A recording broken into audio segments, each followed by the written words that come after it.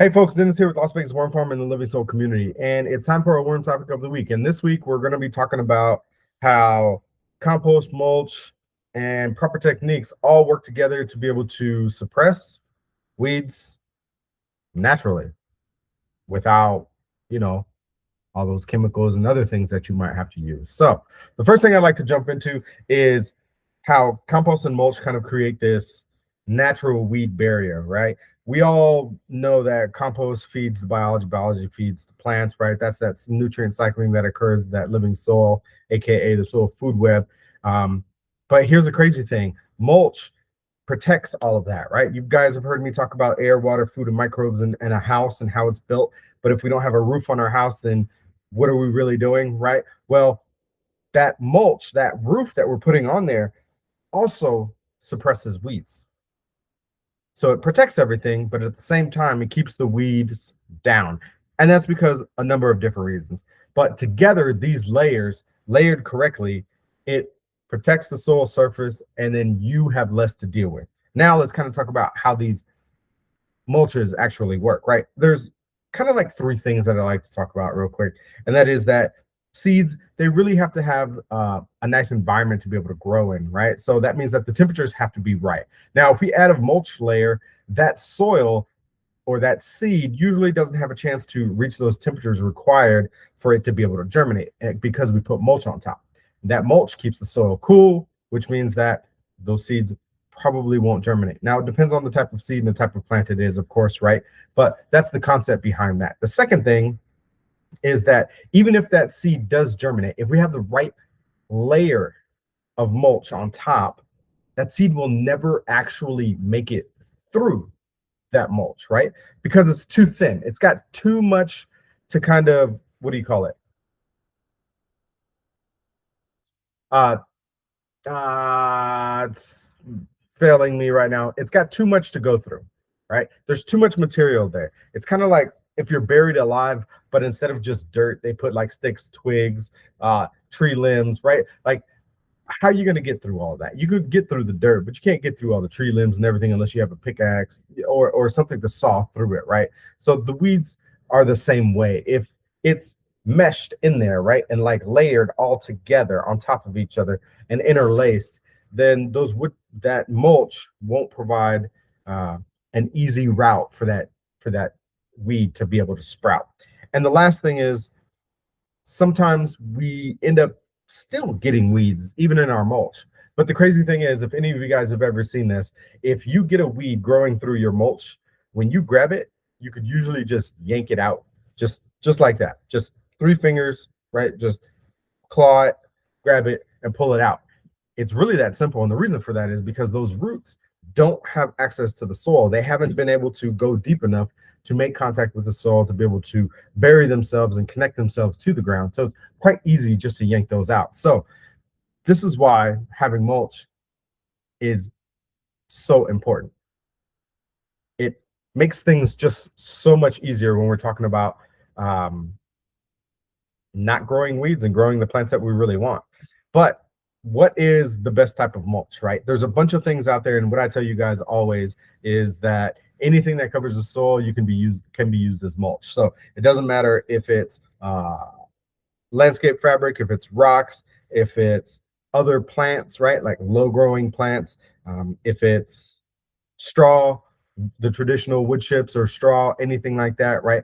Anything that covers the soil can be used as a mulch.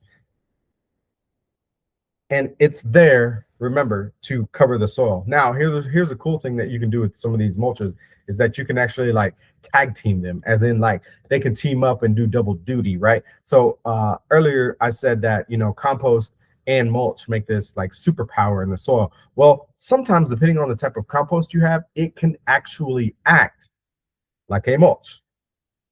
So if you've got some compost that is pretty woody and pretty thick, like some of those smaller pieces will break down and the bigger pieces will remain later on, and they'll kind of create a mulch layer on top. So all of a sudden you've got a 2-for-1 right here, right?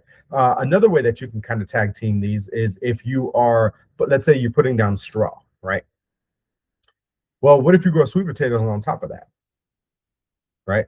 Now you've got straw and sweet potatoes. Straw is a mulch. Now you've got the sweet potatoes, which are another layer of mulch, right? A living mulch. All of this is going to protect the soil. It's also going to help with water retention and a bunch of other things. But you can tag team some of these mulches so that they will provide more than just one benefit, right? Again, if you do a cover crop, right? Like in this case, I was talking about the sweet potatoes. Those sweet potatoes will not only protect the soil, right, as a roof, they will also help with moisture retention because the leaves cover more surface area, right, and it keeps some of that moisture down in there. Plants also respire or they breathe and let out and do all that. They breathe basically. Geez, Louise, words are hard. They breathe and they have the ability to be able to change the temperature underneath there. So that's the same concept when we talk about microclimates, right? You get enough plants in that area and then they start changing that climate because of what they just do, which is just grow, breathe, right? And survive or live. So the type of mulch that you really want to use is kind of up to you, but you can tag team some of these and you can stack them on top to provide multiple layers of benefit, multiple layers of protection and multiple benefits all at the same time. It doesn't just have to be one type of compost, right? One type of mulch. Now, how do you apply these mulches? Well, it's really going to depend on the type of mulch that you have. If it's a weed barrier, right, like just plastic, then you probably just need to put a single layer down. Just remember that you need to overlap the layers. I want to say it's like 6 to 12 inches or something like that. Overlap the layers so the weeds don't have a way to, like, finagle their way through that weed barrier. So you want to make sure that you double up or overlap those pieces. But like, let's say that we're applying straw. Well, straw is pretty porous, right?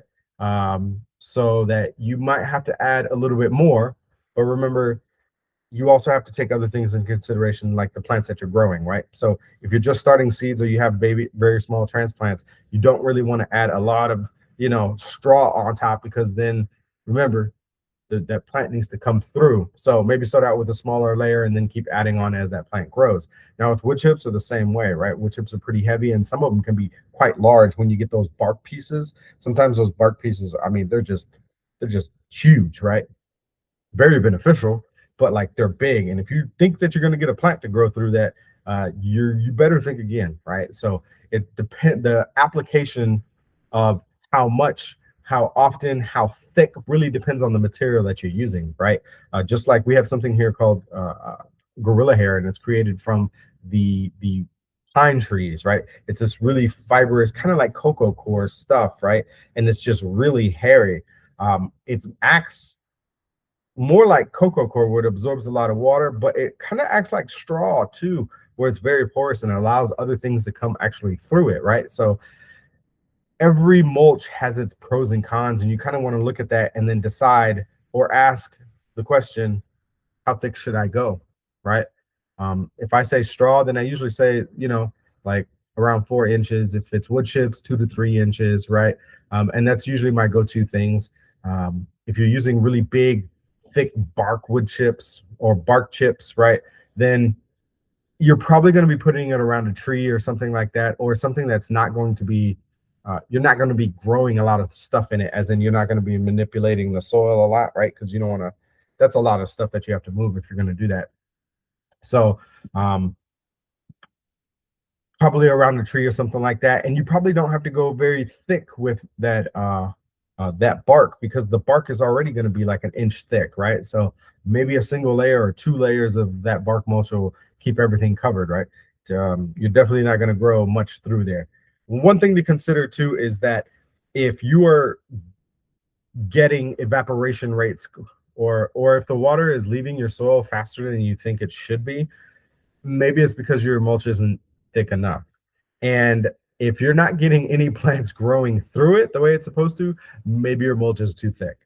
So those are kind of 2 ways to decide whether you have enough mulch or not enough. Usually if the top layer of soil dries out, then you don't have enough mulch, right? And we want to get that down so that we can retain that moisture and retain the biology, so that our plants can have access to all the nutrients that we need, right?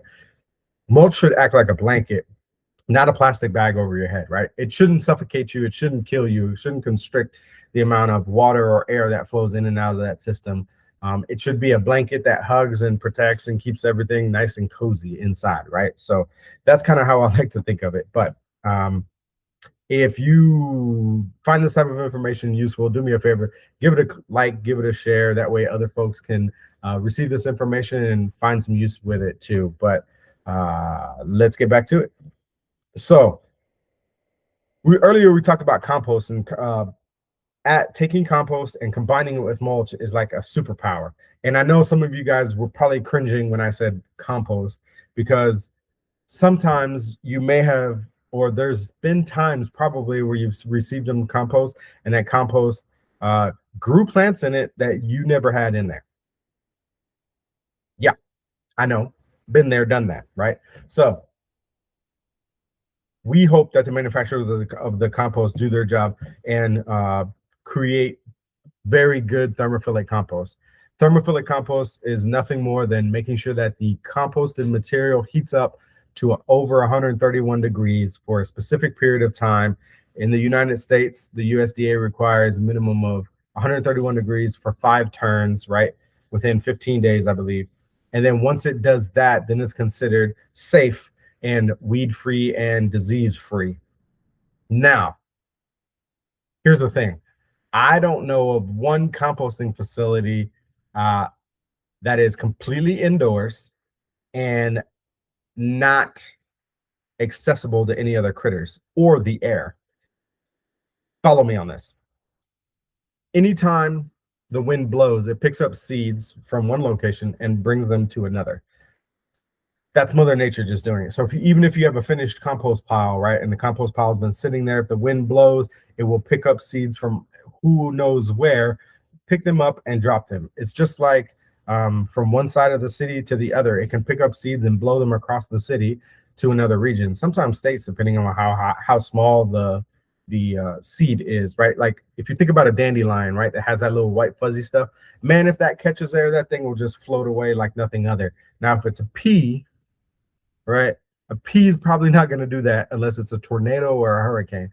But some of these smaller weeds, right, will absolutely do that. They will pick up in the wind and they will fly all over the place. The next thing is birds. Birds like to eat seeds. They absolutely do. But they don't always eat seeds as soon as they get them. They will take them, carry them to one location or the other. They're probably dropping them along the way. They'll crack them open, eat what they can, but some of that stuff is just going to fall out, right? They don't have hands and spoons to be able to keep it in their mouth. So that means they're dropping seeds all over the place. Mother Nature again at working, right? So those are just some of the natural occurring things that sometimes happens when we get compost that sometimes has weed seeds in it. Now, if it's growing every single thing that that you could ever imagine, then that compost wasn't probably composted correctly.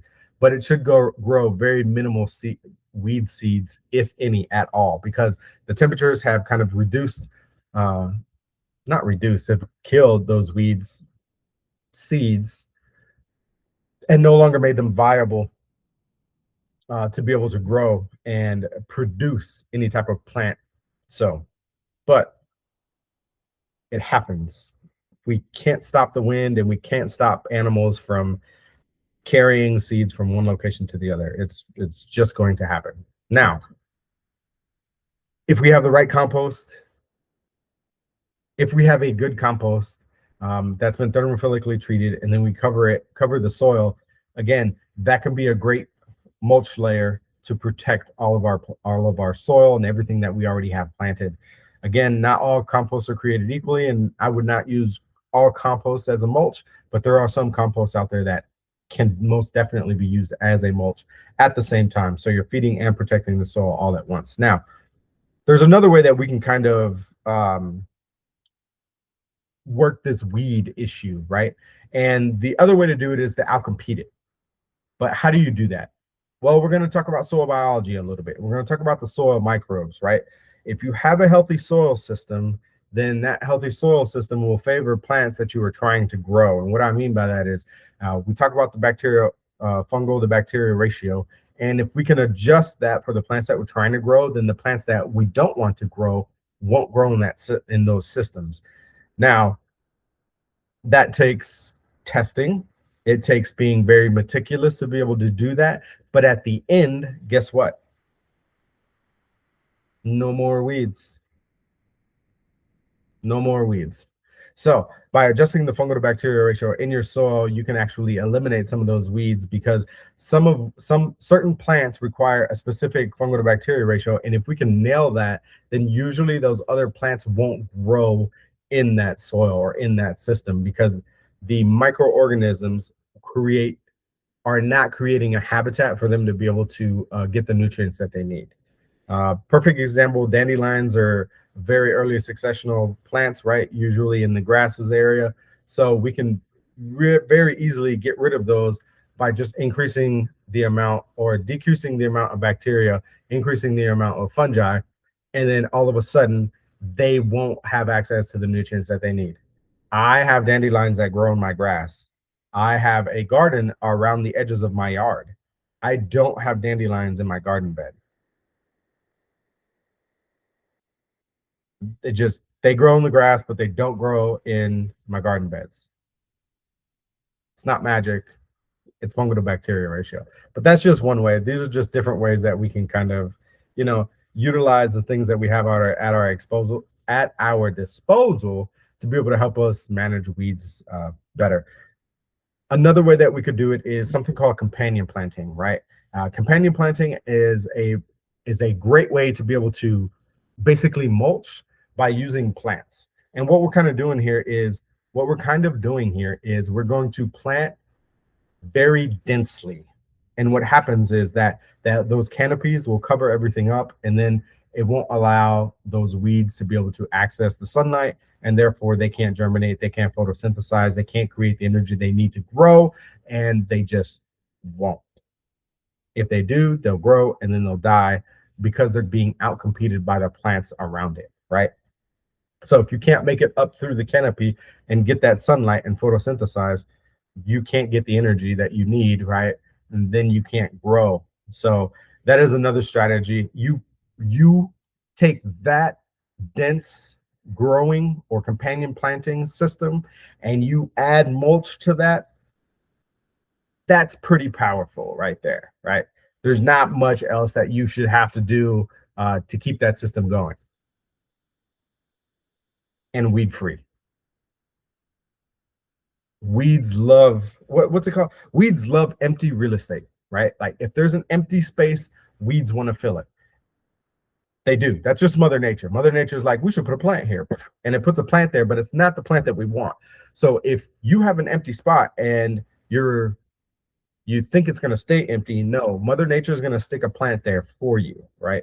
And unfortunately, if you let somebody else do something for you, it's probably not going to be done the way you want it to be done. And therefore, you're going to end up with a weed that you didn't want. So instead of waiting and keeping that space empty, go ahead and put something that you want there, create a dense canopy, companion plant, and then those weeds will just kind of not want to be there. It's pretty simple. The next thing is, or the last thing I think I want to kind of talk about is how do we manage weeds, existing weeds? We want to make sure that if we have weeds there, we get rid of them before they start popping seeds, right? Because some of these can be very aggressive, right? As in they put out hundreds of seeds per head. And if those spread and they already like the conditions where they're at, it is going to keep spreading. So the best thing you can do is just get rid of the head or the flower before it starts seeding. If you can get rid of that plant, that's even better, right? But if you're going on vacation and you see a massive dandelion, you're like, oh man, I didn't catch it. I'm busy. Just snap the head off real quick, get rid of those seeds so they don't have a chance to germinate, and then come back and deal with that plant later. There are some plants that are extremely aggressive. They suck immensely. These plants sometimes require a little bit more labor, especially if they get established. So anything that grows through the root system, through the rhizomes, right, it is going to be extremely, extremely difficult to get rid of. Some of those things can be like mint. Mint grows underneath the soil, right? And each node on that mint can produce another mint plant. So even if you yank the root out, but you leave a little bit and a nodule down there, if it grows roots, all of a sudden you're going to have a new mint plant that grows up, right? Not just mint, but Bermuda grass is also one of those. Each one of those sections, those nodules can create another plant, and you will never get rid of it. So it is extremely important to make sure that you take care of weeds as soon as you can, because if they get out of control, you're probably going to run into a big system or a big problem and have to require big muscles to be able to get rid of all of those. And sometimes that means digging up everything or solarizing everything, and that just, excuse me, and that's just going to set you back, right? We don't want to go backwards, we want to go forwards. Sometimes we have to take 2 steps back to go 3 steps forward, right? That's just how it is. But if we can just keep moving forward, then let's do that. So managing existing weeds will ensure that future weeds don't have a way forward, so that they don't keep reproducing and keep growing and growing and growing. So take care of the weeds as soon as you see them.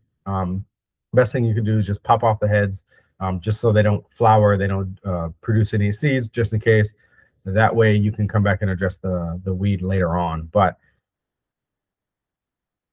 yeah, it's hard sometimes. It's hard when weeds take over, especially ones that grow through the roots. It's very difficult. I haven't learned my lesson, right? So lesson 1 here is, if you're going to plant something, know what you're planting. I planted a native plant. I forget what it is, but I didn't know that it grew through the rhizomes. I put it in because I thought it was nice and pretty and it would fill in the space nicely.